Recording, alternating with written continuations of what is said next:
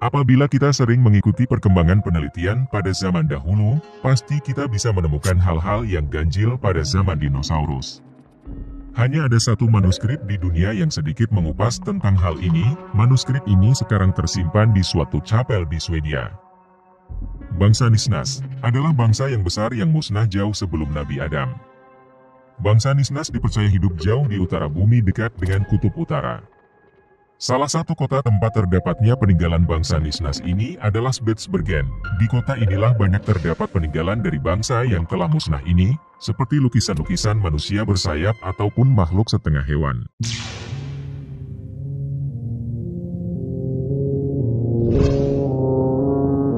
Ketika Tuhanmu berfirman kepada para malaikat, "Aku hendak menjadikan khalifah di bumi."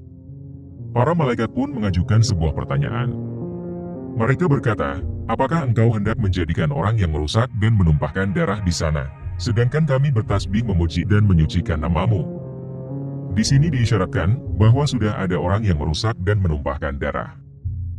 Dalam buku Para Penghuni Bumi Sebelum Manusia yang ditulis oleh Mukti Ali, seorang peneliti manuskrip kuno, memberi jawaban mengenai siapa yang dimaksud. Buku itu bukan buku fiksi, juga tak dapat disebut sebagai buku ilmiah yang standar. Di dalamnya menceritakan kisah-kisah makhluk tak kasat mata, namun tanpa dilekati referensi yang memadai. Pada halaman 75, tentang makhluk yang menghuni bumi sebelum manusia, hal itu sebagaimana digambarkan dalam surat Al-Hijr ayat 27, "Dan kami telah menciptakan jin sebelum Adam, dari api yang sangat panas."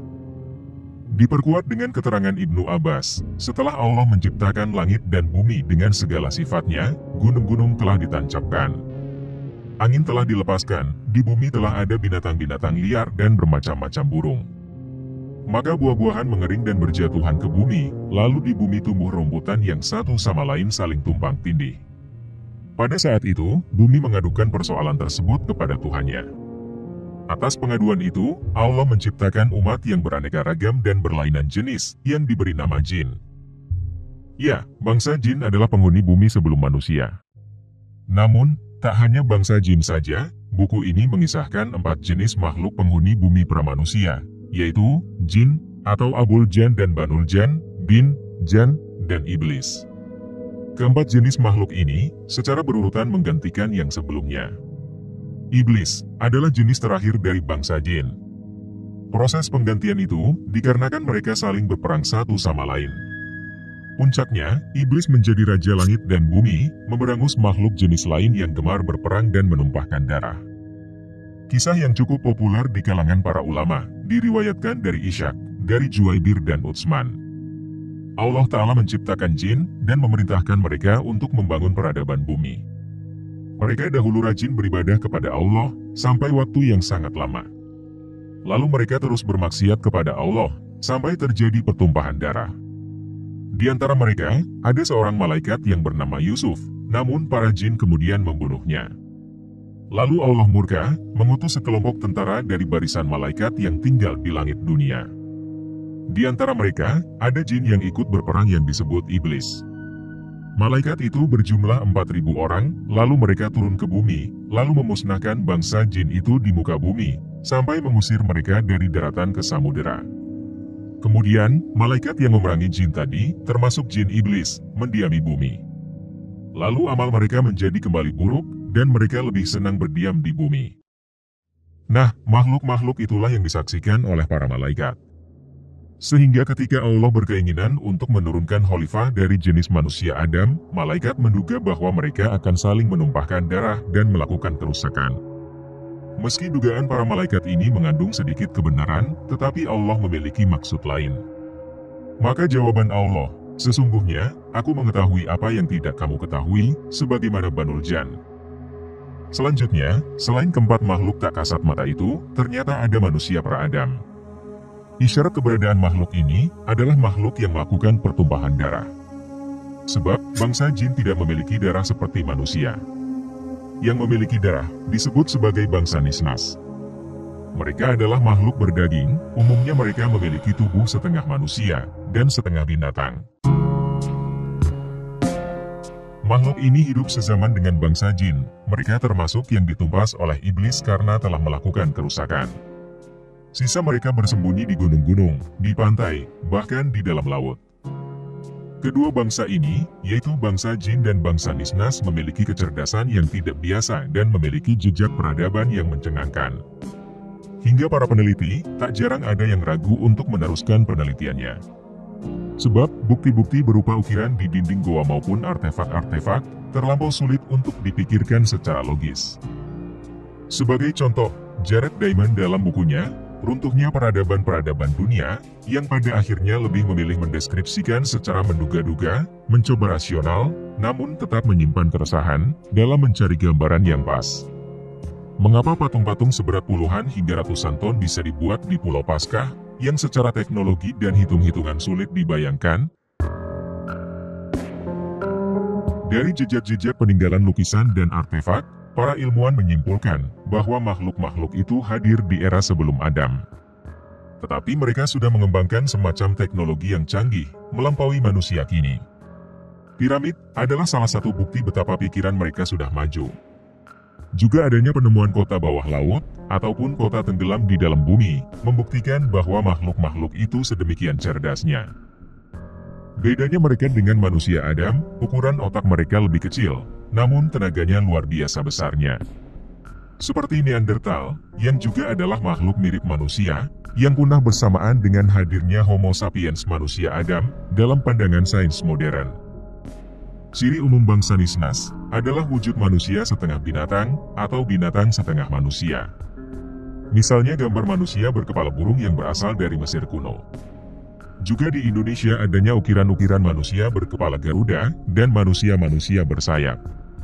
Termasuk manusia setengah ikan, yang sering kita sebut dengan putri duyung itu. Bangsa Nisnas pula, yang membangun peradaban Atlantis, yang telah lama didongengkan oleh Plato. Tetapi kemudian, Arisio Santos muncul di tahun 2005 menerbitkan buku, Atlantis, hadir untuk membenarkan bahwa itu bukan dongeng. Hanya saja, letak Atlantis dalam bayangan Plato, meleset dari posisi yang ditemukan oleh Arisio Santos. Menurut Arisio Santos, Atlantis tepatnya berada di Indonesia. Buktinya sudah banyak, yaitu, manusia Garuda, manusia bersayap, sistem persawahan yang terasering, Candi Borobudur, iklim tropis, gunung api yang banyak, dan lain-lain. Hal itu menjadikan Indonesia dianggap sebagai nenek moyang peradaban dunia, dengan Sundaland sebagai pusatnya. Namun kemudian, Atlantis itu tenggelam, makhluk seakan manusia itu pun turut menghilang, menyisakan sedikit sekali yang ditemukan di kemudian hari. Bangsa ini musnah, dan sisa-sisa dari mereka yang bertahan, dianggap dewa oleh orde manusia, karena memiliki kemampuan magis, atau tidak logis. Tak heran, di berbagai penjuru dunia kita dapat menemukan berbagai artefak atau lukisan manusia setengah binatang, bahkan di Indonesia sendiri terdapat artefak manusia setengah binatang seperti manusia Garuda. Bangsa Nisnas ini mempunyai postur yang jauh lebih tinggi dari manusia saat ini. Tak heran, kuil-kuil dan bangunan yang dibangun oleh mereka begitu besar dan megah. Dengan kemampuan akal dan penguasaan teknologi yang luar biasa maju, mereka mampu menciptakan segala persenjataan yang melampaui zamannya. Mereka juga telah menciptakan apa yang kita sebut sebagai nuklir. Teknologi pesawat terbang, teknik pengolahan dan peleburan logam, telah dikembangkan hingga nyaris sempurna. Teknik ini ternyata ditemukan kembali di Damaskus, yang terkenal dengan pedang-pedangnya, dan mempunyai ketajaman luar biasa. Sebelum Azazil diusir dari langit, dia diperintahkan Tuhan untuk membinasakan bangsa ini, dikarenakan mereka telah lupa atas tugas yang telah diberikan olehnya. Pasukan malaikat yang dipimpin Azazil, beserta ribuan burung-burung neraka berekor api, yang sekarang digambarkan sebagai burung Phoenix, menyerbu bumi dengan dilengkapi persenjataan yang lebih mengerikan dibanding bangsa Nisnas. Melihat kedatangan para pasukan langit, mereka sangat panik. Dengan persenjataan yang sudah canggih saat itu, tak mampu menghadapi tentara langit yang jauh lebih canggih. Sebagian ada yang dapat bertahan dan melarikan diri dari serangan tersebut, dan mereka pun menyebar untuk membentuk koloni dan membangun peradaban mereka kembali. Sebagian dari mereka yang berwujud manusia setengah ikan, melarikan diri ke palung-palung laut yang paling dalam, mereka inilah yang sering kita dengar sebagai putri duyung. Mereka membangun peradaban mereka kembali di bawah laut, dengan kota-kota yang tidak kalah canggihnya dengan kota mereka yang telah hancur sebelumnya. Sedangkan sebagian dari mereka yang bertubuh manusia setengah binatang dan mereka yang mempunyai bentuk seperti manusia tetapi memiliki sayap, saling membantu untuk membangun peradaban baru di planet lain maupun di dimensi lain. Kota-kota yang sebelumnya dibangun dengan megah, beberapa sempat diamankan dari kehancuran itu. Kota-kota itu disembunyikan ke dimensi lain, seperti misalnya yang saat ini dikenal sebagai peradaban Lemuria. Sebenarnya, sudah pernah ditemukan dan sudah beberapa kali ekspedisi untuk meneliti artefak-artefak peninggalan bangsa ini. Reruntuhan pernah ditemukan oleh beberapa peneliti dari Swedia dan Norwegia.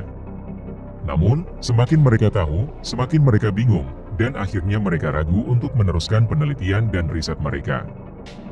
Terlalu banyak hal-hal yang berbenturan dengan keyakinan, karena semua yang mereka teliti dapat mengacaukan semua keyakinan dan teori-teori yang ada. Oleh karena itu mereka berpendapat, lebih baik hal tersebut dibiarkan menjadi rahasia, hingga waktu yang akan menjawabnya.